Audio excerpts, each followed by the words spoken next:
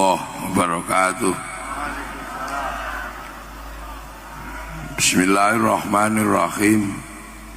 Bismillah, alhamdulillah, wassalatu wassalamu ala rasulillah Sayyidina Muhammad ibn Abdillah wa ala alihi wa ashabihi wa azwajihi wa dhurriyyatihi wa ahli baitihi wa man tabi'ahum bi ihsan ila yaumil qiyamah. Para alim, para ulama, para habaib, para kiai yang hadir, yang sangat saya taklimi, sangat saya hormati, Bapak Bupati yang kita cintai secara bersama-sama, Pak Wakil Bupati ada?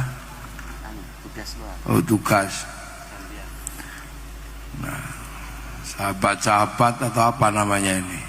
Subhanul Muslimin lovers, Subhan lovers, para hadirin wal hadirat yang berbahagia. Alhamdulillah, kita ini punya kebiasaan bersandar dalam setiap persoalan yang sulit. Kita ini selalu bersandar kepada Allah dan Rasulullah.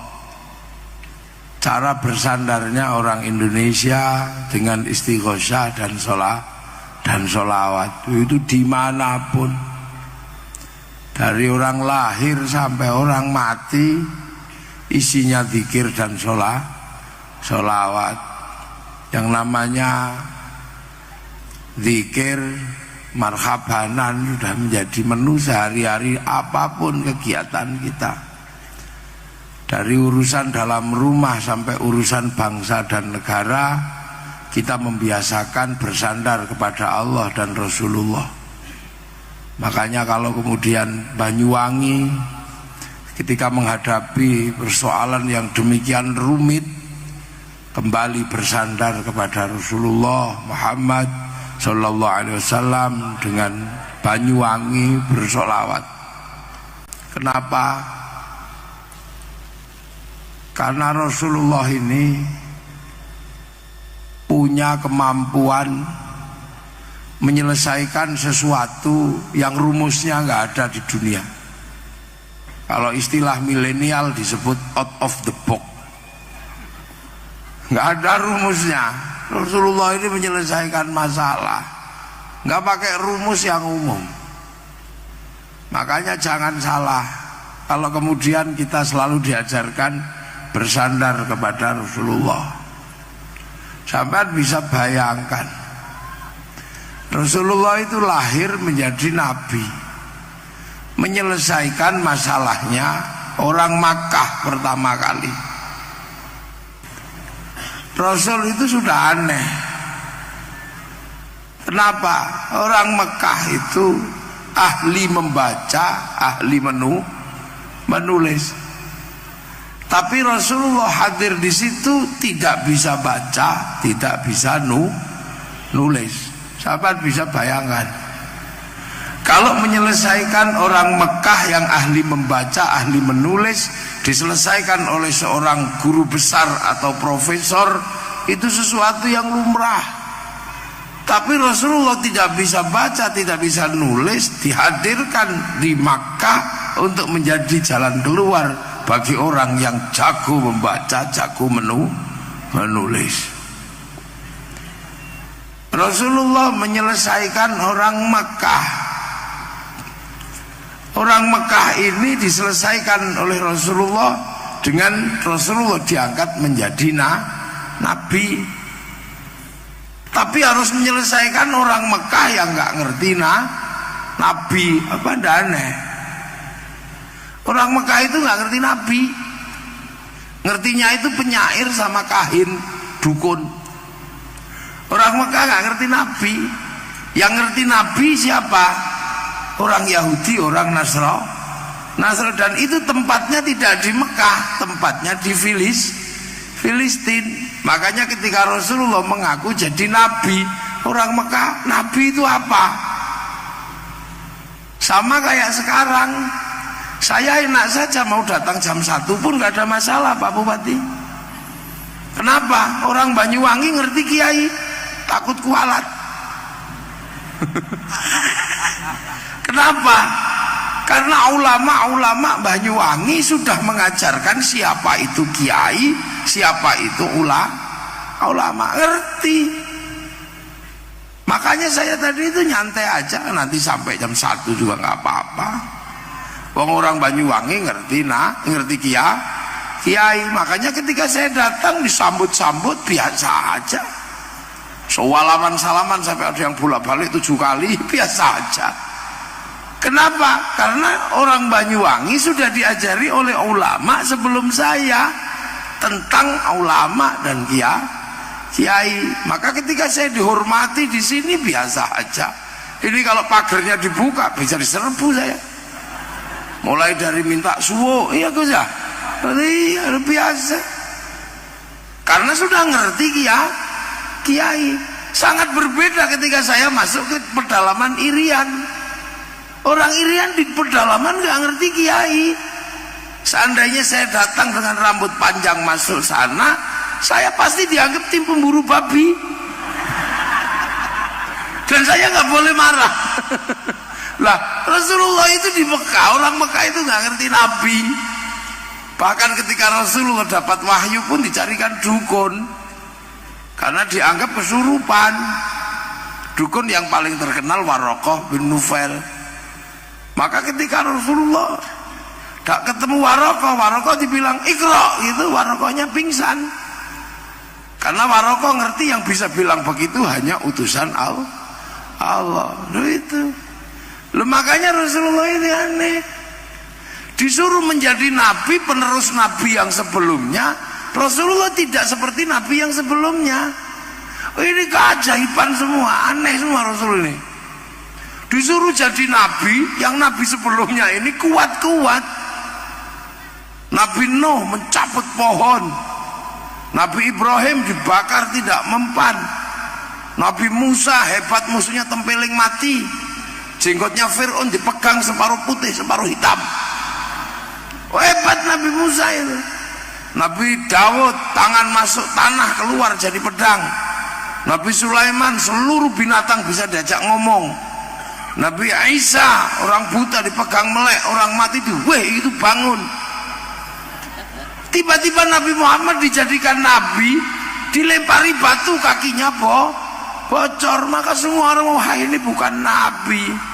Coba. Jadi nabi ini jadi nabi dibalik situasinya oleh Allah. Untuk apa? Untuk mendapatkan tanggung jawab yang lebih besar. Seandainya Rasul itu masih kuat kayak Nabi Musa, pasti orang mengikuti Rasulullah karena takut. Kalau orang dibuat seperti Nabi Sulaiman, Nabi Muhammad dibikin kayak Nabi Sulaiman, pasti orang mau ikut karena Nabi Sulaiman itu kaya dan raja, bahkan entut bisa diajak ngomong. Tapi begitu Nabi Muhammad ini jangkauannya, tanggung jawabnya gede, rahmatan lil alamin, maka perangkat nabi-nabi yang sebelumnya yang keras-keras, kuat-kuat dihilangkan dari Rasulullah. Karena yang mampu menembus ruang dan waktu yang semakin luas bukan kekerasan, tapi apa? Cinta kasih, rahmatan lil alamin. Maka yang keras-keras itu pasti bukan tipologi umat Rasulullah Muhammad sallallahu alaihi wasallam. Yang galak-galak itu pantasnya jadi umatnya Nabi Musa. Itu. Akan tetapi yang dilakukan oleh Rasulullah ini sudah tidak masuk akal. Apa yang tidak masuk akal? Bagaimana mungkin dalam akal manusia orang tidak bisa baca, tidak bisa nulis, mampu mengajarkan masyarakat yang ahli baca, ahli nulis, bahkan kepatuhannya tidak masuk akal. Orang Mekah, Arab dan sekitarnya waktu itu Tuhannya adalah patung, tapi oleh Rasulullah bisa diajak punya Tuhan yang tidak kelihatan. Ini nggak mudah. Dari Tuhannya banyak bisa diajarkan Tuhan satu. Dari tempat yang tidak ada air bisa diajarkan toharoh pakai air. Padahal pakai air itu susah, minum aja susah. Ini malah disuruh mandi. Bisa diajari seperti itu. Dari tempat yang panas luar biasa bisa diajari puasa. Kalau kita puasa mudah, berteduh di bawah pohon jambu sudah hilang dahaganya. Di Arab itu mau lari kemana? Panas. Tempat yang demikian panas orang bisa diajari puasa. Di tempat yang tidak ada makanan orang bisa diajari berbagi sedekah. Di tempat yang penuh syahwat orang bisa diajarkan bertahan tidak melakukan kejahatan seksual. Kapan? Saat melakukan tawaf. Saat melakukan tawaf syahwatnya orang tawaf dibuka. Apa? Perempuan yang lagi tawaf tidak boleh menutup mukanya, padahal syahwatnya tinggi. Jangankan lihat muka, lihat mata kaki aja syahwat. Itu muka dibuka, betapa syahwat yang berkembang di sekitar itu luar biasa. Tapi pada saat yang sama laki-lakinya disuruh pakai baju, tidak boleh dijahit. Kalau mau nakal kali tinggal wes itu aja. Tapi kenapa bisa bertahan untuk tidak melakukan kejahatan seksual sementara berputar di sekitar Ka'bah? Ini pelajaran nggak masuk akal. Pelajaran berikut yang bisa itu nggak ada yang bisa. Rasulullah mampu mengajarkan kepada Sayyidina Umar tukang kelahi, padahal Rasulullah nggak pernah kelahi. Sayyidina Abu Bakar seorang konglomerat mau nuntun unta. Siti Aisyah yang usia 10 tahun riang gembira dinikah sama orang 50 tahun, sementara di Banyuwangi selisih 20 tahun mau bunuh diri. Coba, ini gak masuk akal, nggak masuk akal.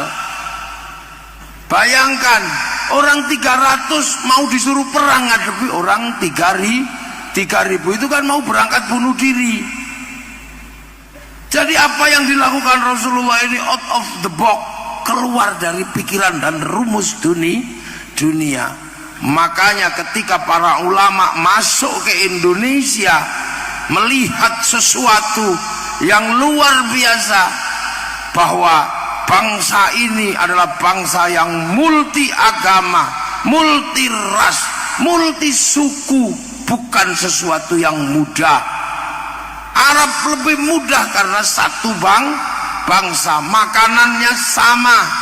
Orang Eropa lebih mudah karena satu bangsa, budayanya hampir sama, makanannya sama, kulitnya sama, bahasanya sama, ngurusnya lebih mudah. Itu pun pecah menjadi puluhan bangsa, puluhan negara. Tapi begitu para ulama datang ke sini melihat ini ada kawasan puluhan bangsa, puluhan suku, merasa akan sangat kesulitan yang luar biasa. Budayanya banyak, makanannya banyak, berbeda-beda, bahkan hantu paling banyak ada di Nusantara. Orang Eropa hanya mengenal Casper,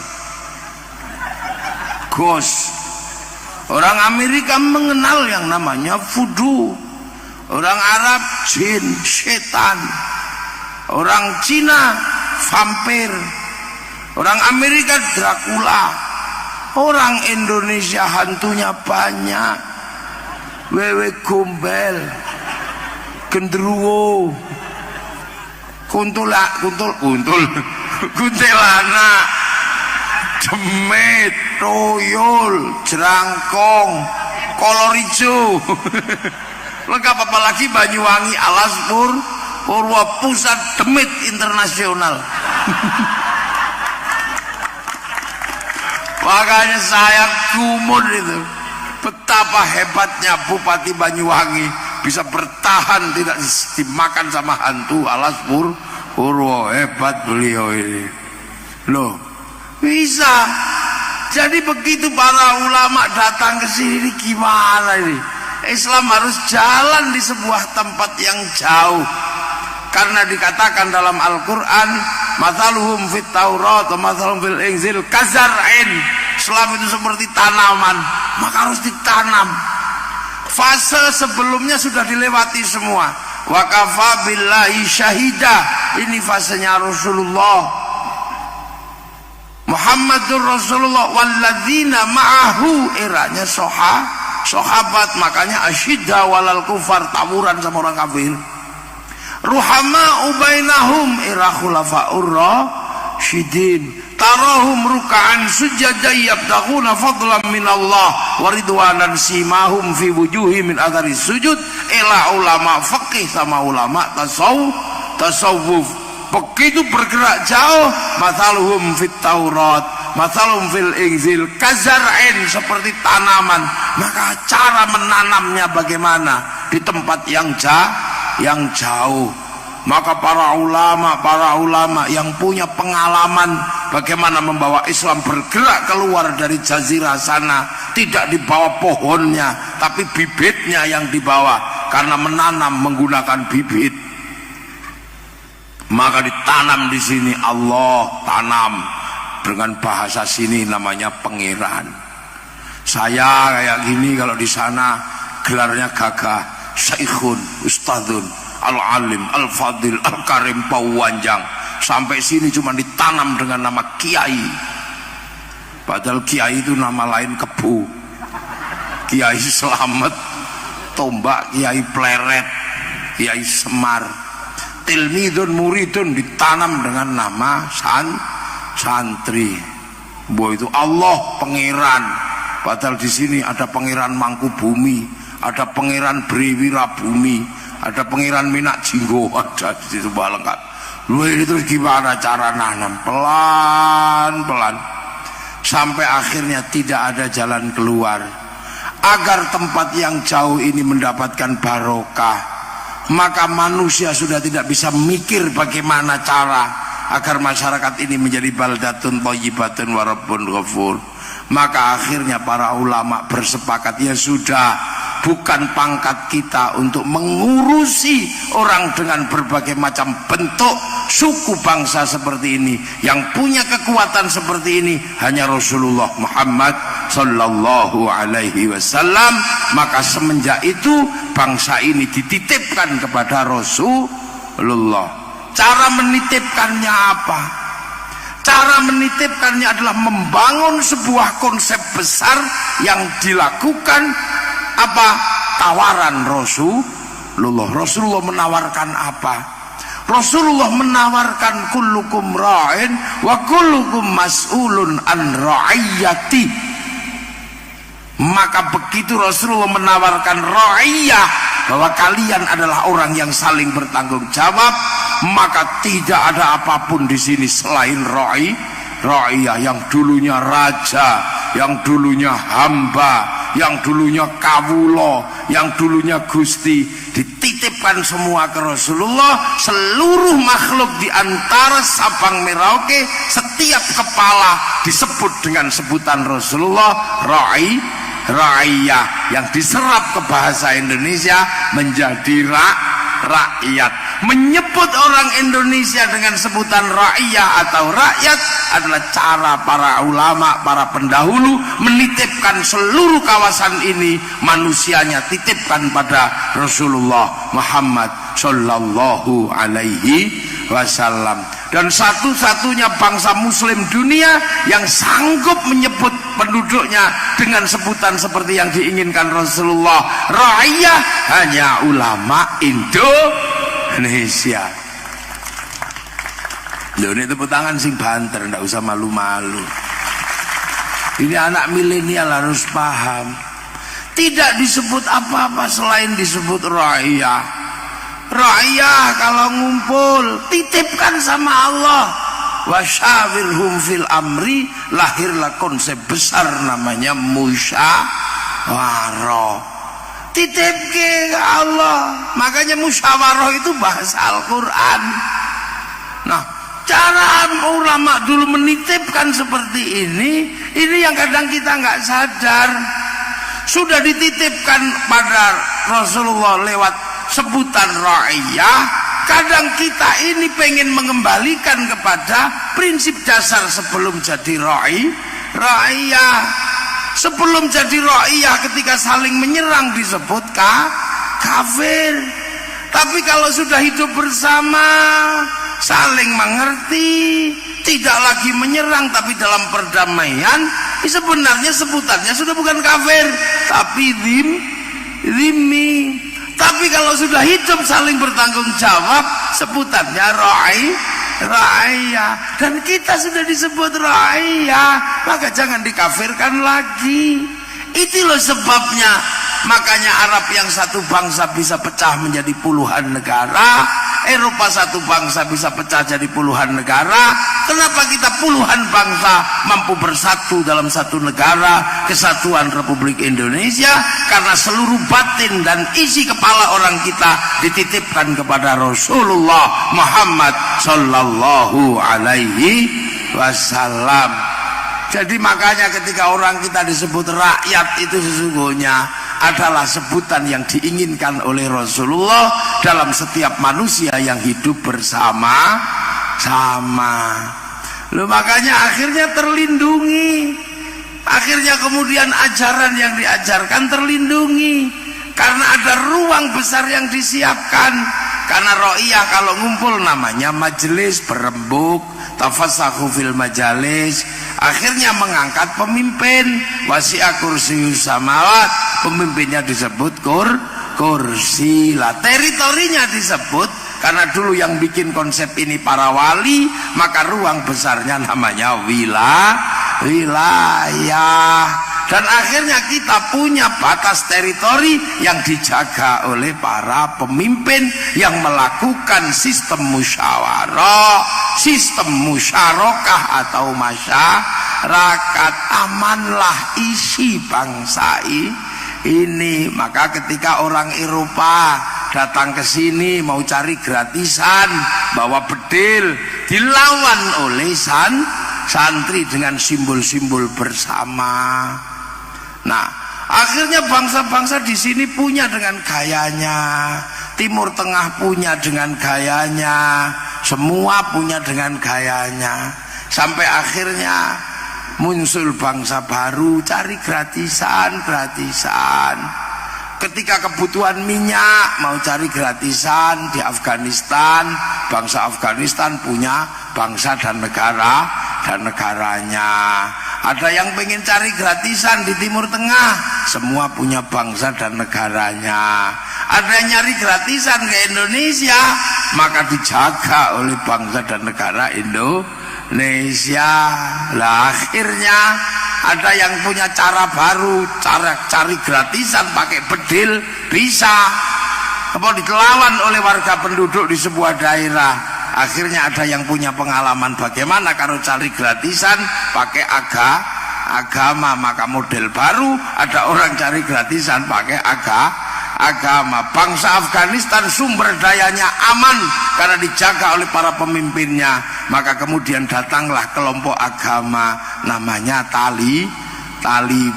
Setelah pakai Taliban orang terkecoh karena ini nuansanya sama-sama beragama, banyak yang ikut, maka bangsanya jebol. Sekarang yang ada di Afghanistan semuanya gratisan, minyak gratis apa aja diambil. Timur Tengah dijaga di Irak oleh Saddam Hussein, di Libya dijaga Muammar Gaddafi, kemudian di Suriah dijaga Bashar al-Assad. Semua terjaga karena punya pemimpin, punya kekuatan. Maka kemudian didatangkanlah ISIS, sekarang jebol dan cari gratisan. Dan sekarang gratis semua, seluruh minyak gratis di sana. Siapa yang mau ambil? Dan semua pengen cari gratisan ke Indonesia, maka didatangkanlah wajah-wajah baru, model beragama yang melawan sistem ra'iyah, melawan sistem musyarakah. Untuk apa? Menjebol bangsa ini agar gratisan di Indonesia. Tapi karena ada santri paham betul, dilawan secara bersama-sama. Ini yang mau cari gratisan. Makanya kita dari dulu para ulama tahu Ketika kita ini bertahan dengan cara berbeda-beda, apakah kita ini akan menyelesaikan dengan cara kita? Dulu setelah Indonesia merdeka, kita selesaikan apa? Dengan cara apa? Pancasila yang dimengerti oleh Sabang sampai Merauke. Kita selesaikan dengan merah putih karena bendera ini disepakati perbedaan bangsa dan suku. Walaupun saya ini orang NU, sangat bangga dan begitu cintanya dengan bendera NU, tapi bendera NU tidak diterima oleh orang dari seluruh berbeda-beda agama. Bendera Muhammadiyah ya tidak diterima semua orang, apalagi bendera yang lain termasuk bendera Coca-Cola nggak bisa. Maka kemudian kita bertahan pakai merah putih. Makanya merah putih dibenci dulu oleh Belanda, ngibarkan merah putih tembak mati. Maka kemudian agar tidak ditembak mati, merah putih dikibarkan di atas rumah.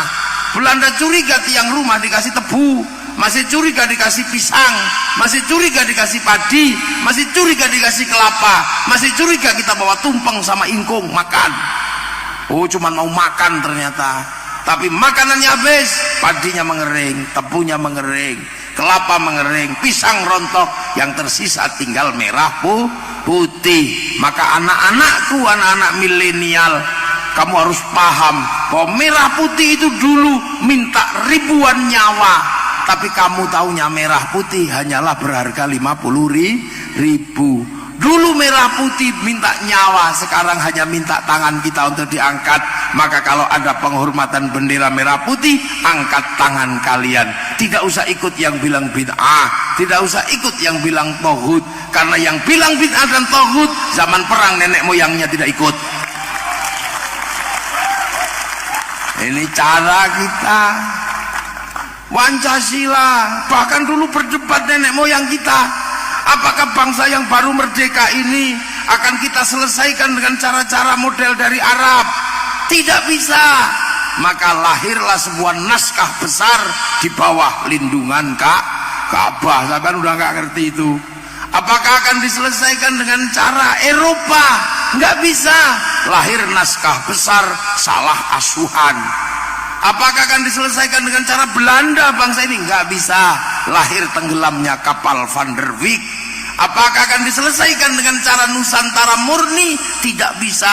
Lahir naskah Siti Nurbaya. Cerdasnya bangsa ini.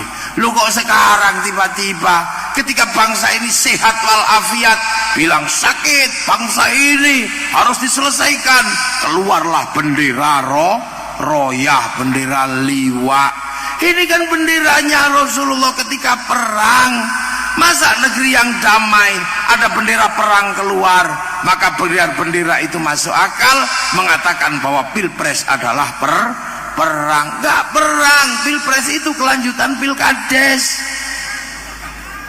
Pilkades antar desa, ningkat sedikit pilbub milik Pak Azwar Anas.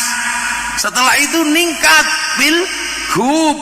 Setelah itu pilpres, riang gembira. Orang Indonesia menyebutnya pesta demokrasi, namanya pesta riang gembira, syukur ada uangnya.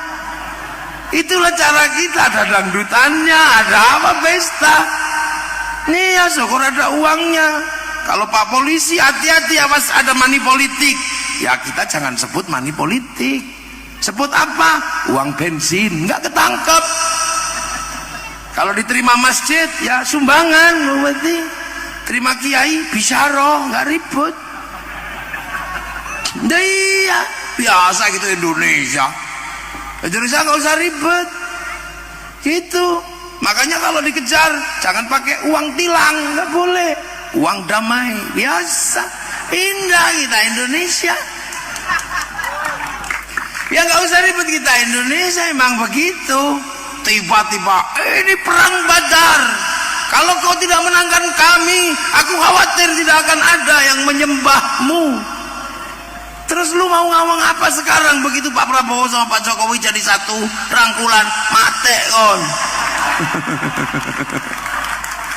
Makanya loh, kita masih bisa selamat. Dunia hari ini melihat Nusantara ini bangsa yang unik, di tengah siap tempur dan perpecahan, para panglima bersatu rukun membangun bangsa dan negara. Ini hanya Indonesia yang bisa. Dua orang yang berseteru rangkulan, yang satu jadi menteri, yang satu jadi presiden. Siap Bapak Presiden, bias. Ini hanya Indonesia.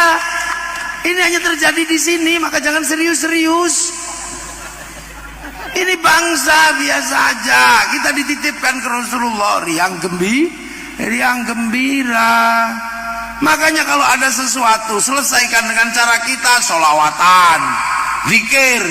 Jangan cari obat untuk bangsa ini ke Filistin. Bangsa Filistin memang pernah sakit dan sampai saat ini belum sembuh. Mereka bikin obat. Obat itu namanya Hizbut Tahrir.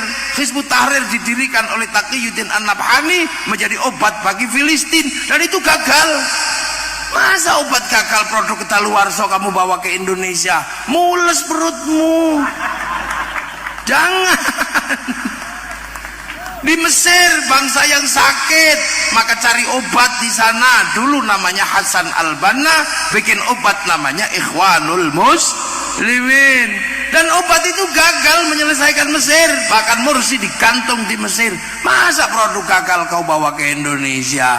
Maka kita selesaikan dengan cara Indonesia. Banyak sekali yang nggak bisa masuk sini, berubah menjadi drastis. Musik rock yang begitu gagah dan kuat masuk Banyuwangi jadi rock dut. Biasa aja. Jadi siapa? Suliono.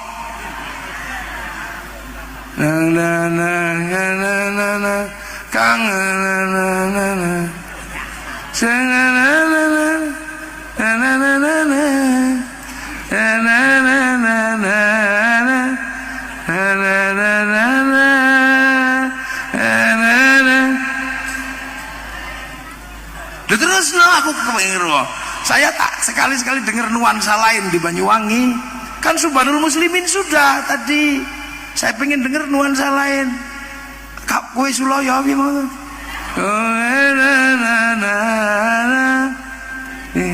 Suloyo si dewe ika mage teman. Lo indah. Lo ini coba tadi itu lagu sholawatan penjenengan, ada yang lagu itu? Nggak ada. Nah coba ayo coba, karena kalau enggak tak ambil alih ini nanti. Ayo sholawatan indah ini loh Banyuwangi. Ayo tung Cirolu. Ayo Gus. Oke.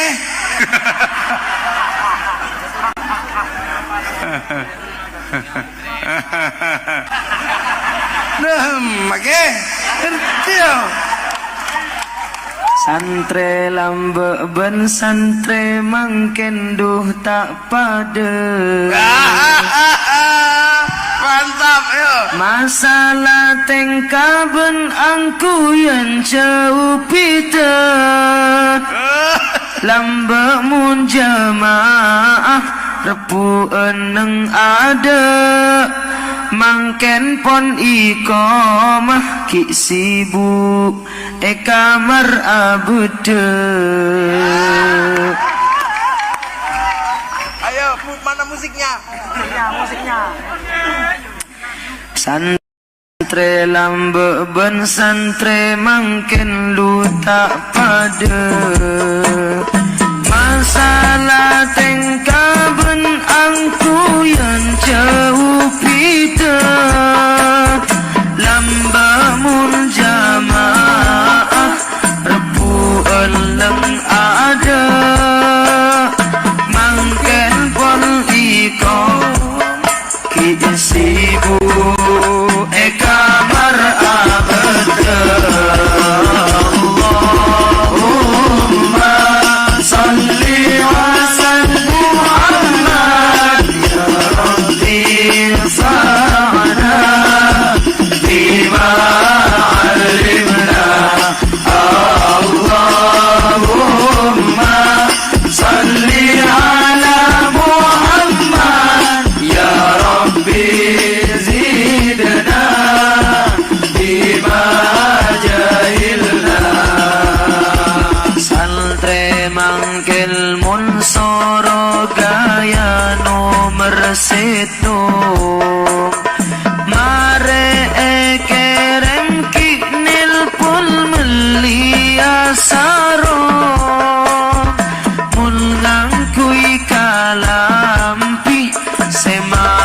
segaul keng esoro ngaci tak oning alias bahlul. Allahumma salli ala Muhammad ya Rabbi zidna bima alimna. Allahumma salli ala Muhammad ya Rabbi zidna bima jahilna.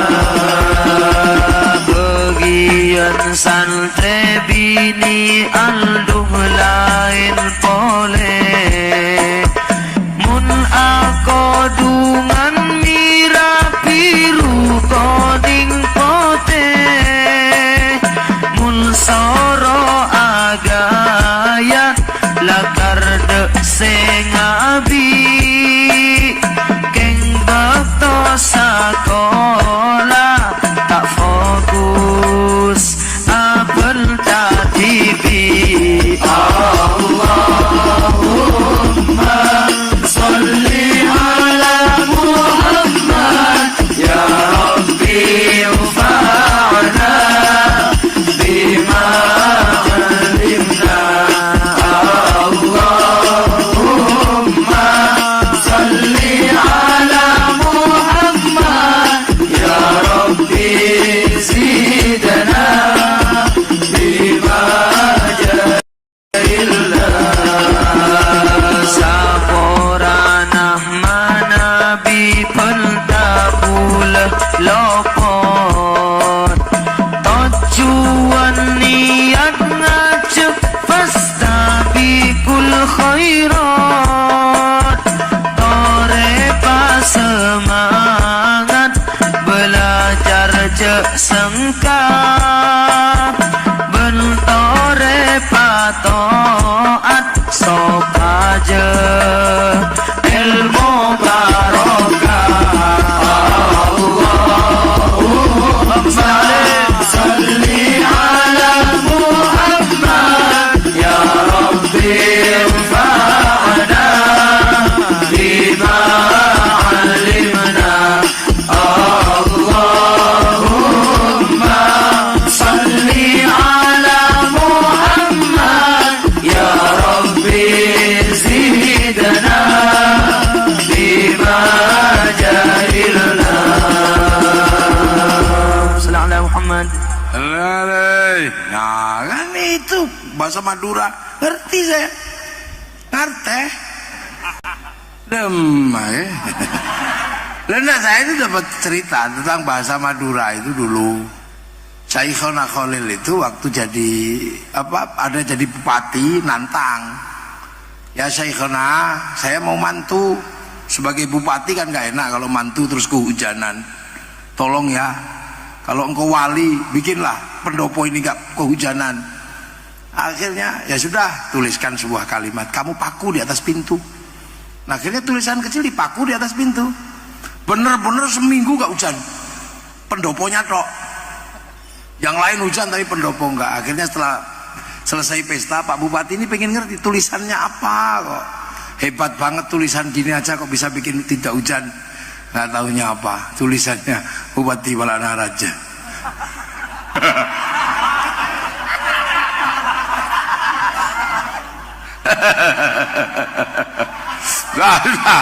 Jadi alhamdulillah.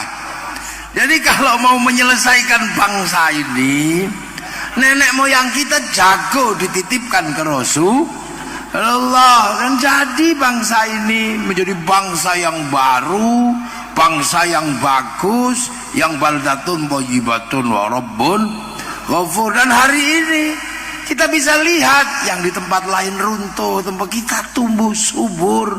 Pencinta-pencinta Rasulullah bangkit hari ini ada, dan akhirnya bangsa ini terjaga. Makanya karena dulu nenek moyang kita ini sadar bangsa ini isinya bermacam-macam, maka semuanya harus disatukan dalam Bhinneka Tunggal Ika. Makanya kita diajarkan bersatu, sholawatan bareng bareng, berdoa bareng-bareng. Yang pinter doa, yang nggak pinter modalnya amin, amin, amin, amin. Kalau cowok apek kesuwen, amin. Makan nasinya jadi satu, tumpeng. Ikan ayam, iya ayam, yo ayam, kok ikan no ayam. Ayam biar jadi simbol bareng-bareng, jadikan ingkung. Ada orang mati, kita bareng-bareng ngumpul tahlilan sampai 7 hari.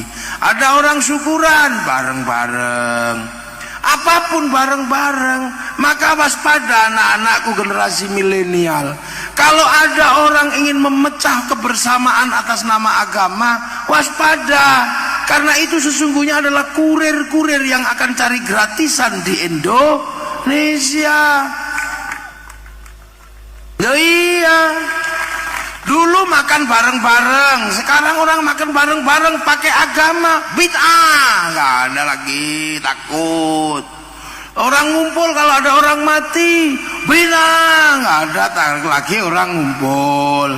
Zikir bersama setelah sholat, nggak ada tuntunan agamanya, bid'ah. Terus lagi doa bareng-bareng, bid'ah. Yang kita pakai jari 10 tiba-tiba ganti jari 1, cuman gini aja, gini. Sama-sama gitu, mending model kayak Cina, lebih cepat. Tuhannya diokrok-okrok, ayo cepat gitu. Jadi yang menjadi simbol kebersamaan mulai diruntuhkan. Setelah nanti dipisah, ini bid'ah, orang tidak punya lagi ikatan kebersamaan. Lama-lama perempuannya disendirikan, matanya tutupi, akhirnya tidak kenal siapapun.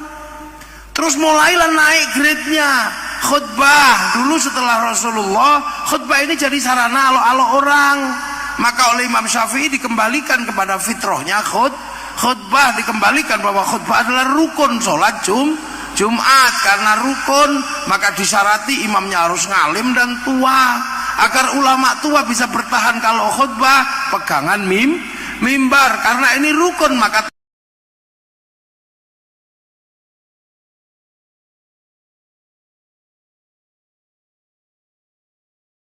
tangannya tidak boleh gini-gini. Agar tangannya tidak gini-gini, dipegangi tongkat. Akhirnya orang khutbah kembali pada fitrahnya, ittaqullah, tenang.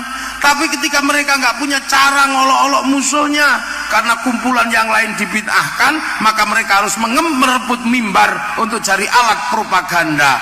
Agar mimbar bisa menjadi alat propaganda dan tangan bisa begini-begini lagi, maka tongkat harus dihilangkan. Ketika tongkat hilang, maka khutbah kemudian menjadi sarana caci maki lagi. Waspada kalau ada yang begitu, nak ya. Nah, Rasulullah pakai Sayyidina, dibilang bid'ah, langsung sebut Muhammad. Nah, kalau kelas Rasulullah aja kamu sebut Muhammad, kamu melanggar. La taj'alu du'a ar-rasuli bainakum ka du'a ba'dukum ba'dha. Akhirnya tidak ada penghormatan pada pemimpin terhadap Rasulullah Muhammad, maka terhadap presiden Jokowi. Ya. Ini adalah namanya social engineering untuk tujuan political engineering, merebut kekuasaan dengan cara agama. Untuk apa? Cari gratisan di Indonesia.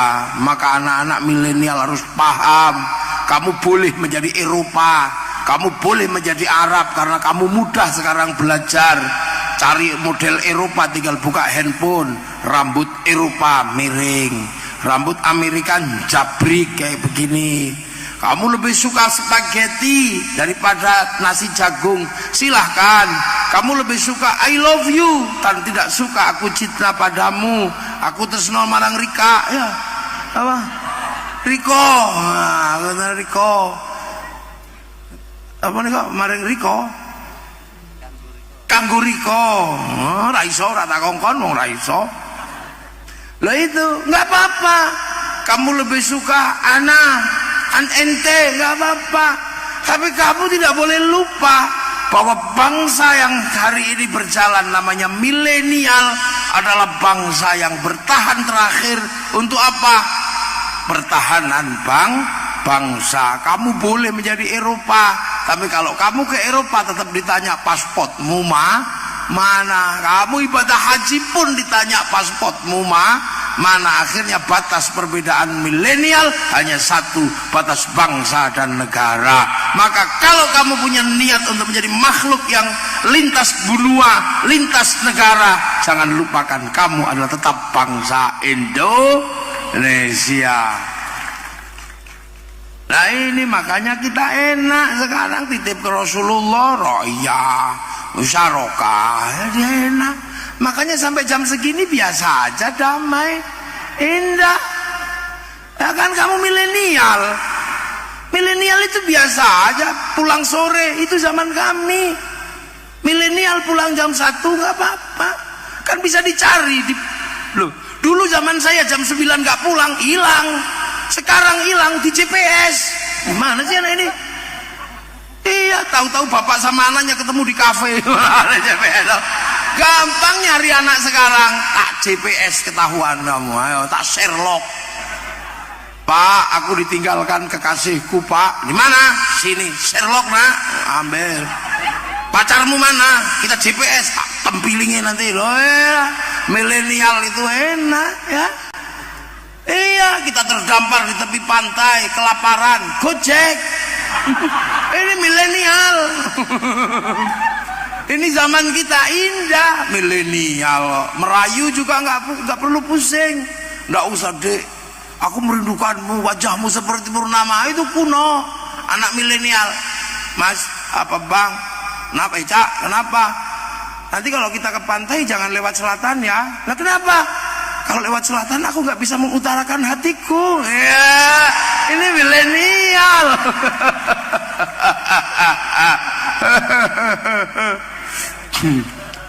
Dek, apakah bapakmu seorang bupati?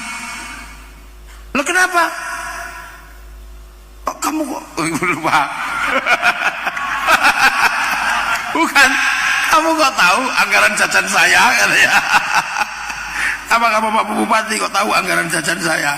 Jadi Pak Bupati kan tahu APBD-nya. Itu milenial. Dek, apakah bapakmu sipir penjara? Kenapa? Karena kamu mampu memenjarakan aku dalam hatimu. Wah, itu milenial. Jadi lebih enak anak milenial itu. Nggak punya uang. SMS, rekening isi. Enak, milenial loh. Kangen, nggak perlu nulis surat, langsung foto miring. Yeah, milenial.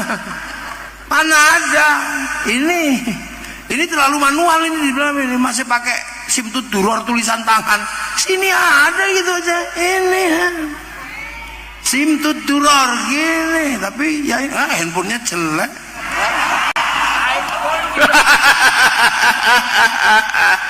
iPhone nggak tahunya, tak pikir Mio. Ini zaman milenial, indah. Ayo. Ini makanya anak milenial itu anak merdeka. Anak saya nggak sekolah, coba. Nggak sekolah, nggak. Lalu kenapa? Ujiannya nanti di WA katanya. Iya, enak. Anakku yang sekolah ujian di WA. Nggak perlu duduk gitu, di WA. Terus belajar kelompoknya pakai grup di WA. Enak tenan cah saiki makano, ya Allah, nyowone cah saiki karek listrik tok. Listrik mati bongkok. Loh, makanya semua sedang cari gratisan ke semua negara, karena nyawa orang modern adalah listrik, dan listrik tidak boleh mati. Loh, ini loh kamu harus tahu. Maka pertahankan bangsa ini dengan cita-cita besar apa? Kita wariskan pada anak cucu. Siapapun yang mengganggu persamaan bangsa ini, mengganggu kebersamaannya, kita singkirkan hari ini jauh-jauh dari kehidupan kita. Atas nama apapun, pergi kau. Kalau Bung Karno mengatakan go to hell, kalau kita buang ke laut. Nah, ya buang ke laut ya kalau kita. Pergi ke laut. Nah itulah. Itu makanya dari nenek moyang itu jago, dititipkan kepada Rasulullah ra'iyah, teritorinya titipkan kepada para wali, namanya wilayah, negaranya titipkan pada Persatuan Negara Kesatuan Republik Indonesia. Al-Fatihah. Shiratal ladzina an'amta 'alaihim ghairil maghdubi 'alaihim waladdallin. Amin. Assalamualaikum warahmatullahi wabarakatuh.